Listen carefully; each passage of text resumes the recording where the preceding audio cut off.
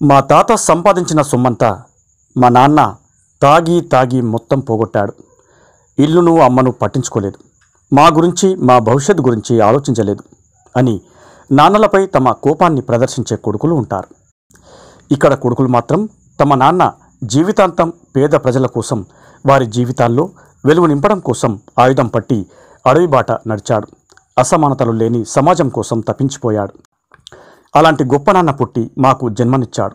మా నాన్న రుణం తీర్చుకోవడం కోసమే ఆయన ఆశయాల జ్ఞాపకాలలో ఇంటి పక్కనే ఎరుపెక్కిన స్తూపాన్ని నిర్మించుకొని నాన్న రెడ్ సెల్యూట్ అంటూ లాల్ సలాం పలుకుతున్న కొడుకుల గురించి ఈ వార్తా కథనం. ఈ రెండు స్తూపాలు నక్సలైట్ ఉద్యమానికి ఊపిరిపోసిన శ్రీకాకుళంలో ఒకటి, నక్సలైట్ పోరాటాన్ని దశ దిశలా వ్యాపింపజేసిన కరీంనగర్ జిల్లాలోని మద్దునూరు గ్రామంలో మరొకటి. ఈ రెండు స్తూపాలు, వాటి వెనుక ఉన్న ఇద్దరు నాయకుల గురించి ఇప్పుడు వినండి. ఇటీవల నేను శ్రీకాకుళం వెళ్ళినప్పుడు అక్కడ జాతీయ రహదారి పక్కనే ఓ స్తూపం కనిపించింది. అది ఇంటి ఆవరణలో ఉండడం ఆసక్తిగా అనిపించింది. ఆ స్తూపం ఎవరిదో కాదు, శ్రీకాకుళం ఉద్యమాన్ని ఉరకలు పెట్టించిన వెంకటాపు సత్యం, ఆదిపట్ల కైలాసంలతో కలిసి పనిచేసిన అప్పల సూరి స్తూపం. ఆయన తనయుడు రవి ప్రముఖ పత్రికలో సీనియర్ రిపోర్టర్. రవిని కలిసి స్తూప నిర్మాణం గురించి అడిగితే నాన్న చేసిన పోరాటం వలన శ్రీకాకుళం జిల్లాలో ప్రజల గుండెల్లో నిలిచిపోయిన నాయకుడు అన్నారు. ప్రజలు తమ గుండెల్లో పెట్టుకొని నాయకుడు మా నాన్న కావడం ఎంతో గర్వంగా ఉందన్నారు. అందుకే ప్రతి ఏటా వర్ధంతి జరుపుతున్నామన్నారు. నాన్న జ్ఞాపకాలను తలుచుకునే విప్లవాభిమానంతా ప్రతి వర్ధంతికి హాజరవుతున్నారు. గంటి ప్రసాదంతో కలిసి పార్టీ యూనిటీ నడిపి దానిని పీపుల్స్ ఫర్ పార్టీలో విలీనం చేసిన విషయాన్ని కోమర్తి చుట్టుపక్కల గ్రామాల వారు తెలిపారు. నరసన్నపేట డివిజన్ కేంద్రానికి 2 కిలోమీటర్ల దూరంలోని కోమర్తి గ్రామం ఉంది. రైతు కూలీలు, కార్మిక వర్గం కోసం సూరన్న ఎన్నో పోరాటాలు నిర్వహించారని ఆ ప్రాంత ప్రజలు అప్పల సూరిని సూరన్నగా ప్రేమగా పిలుచుకుంటారు. వ్యాపారులకు, షావుకారులకు వ్యతిరేకంగా నడిచిన శ్రీకాకుళం పోరాటంలో సూరన్నది ప్రధాన పాత్రగా చెబుతుంటారు. ప్రారంభం నుంచి నాన్నగారు మామిడి అప్పలసూరి గారు వివిధ రకాల పోరాటాల్లో పాల్గొన్నారు. వెంకటాపు సత్యం, ఆదిపట్ల కైలాసం వాళ్ళతో కూడా పనిచేసిన అనుభవం ఆయనకు ఉంది. అలాగే కొండ ప్రాంతాలతో పాటు మైదాన ప్రాంతాల్లో కూడా మంచి ఉద్యమాలు తీసుకొని ఇక్కడ ప్రజలను కూడాను నక్సలైట్ వైపు తిప్పడంలో ఆయన ప్రముఖ పాత్ర పోషించారు. అతను చనిపోయి 97 వరకు అనేక ఉద్యమాల్లో ఆయన కీలక పాత్ర పోషించారు. కలకత్తాలో ఒకసారి పోలీసులు పట్టుబడి వాళ్ళ నుంచి తప్పించుకొని వెళ్ళిపోయిన సంఘటన కూడా ఉంది.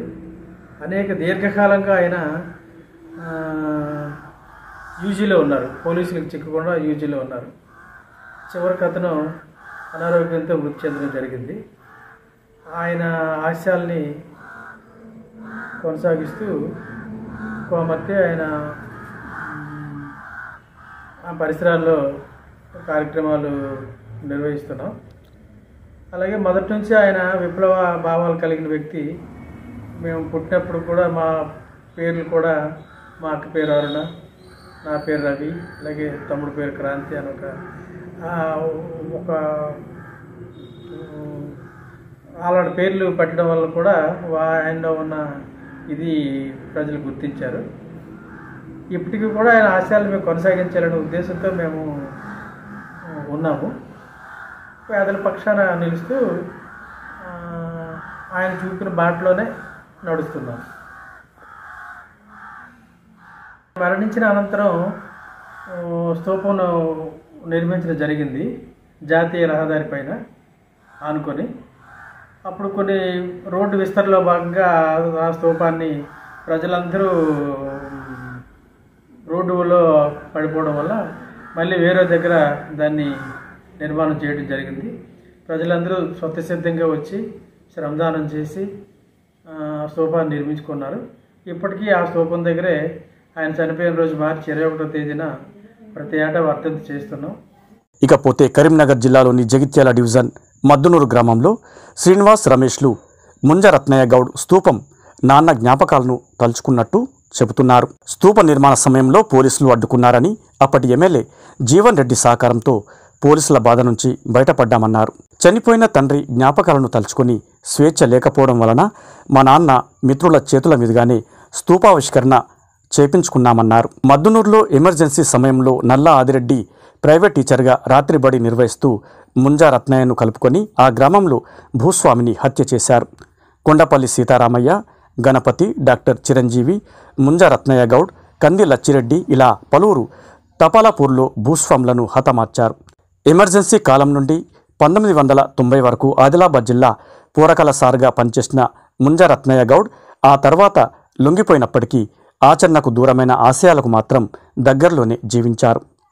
ఈ జ్ఞాపకాలను తలుచుకుంటూ తమ నాన్న చనిపోతే స్తూపం నిర్మించమని అంటుండేవారని, నాన్న జ్ఞాపకాలకు విలువలకు ప్రాధాన్యతనిస్తూ గౌరవ సూచకంగా స్తూపం నిర్మించాలని మాజీ మావోయిస్ట్ రత్నయ్య గౌడ్ కుమారులు తెలిపారు.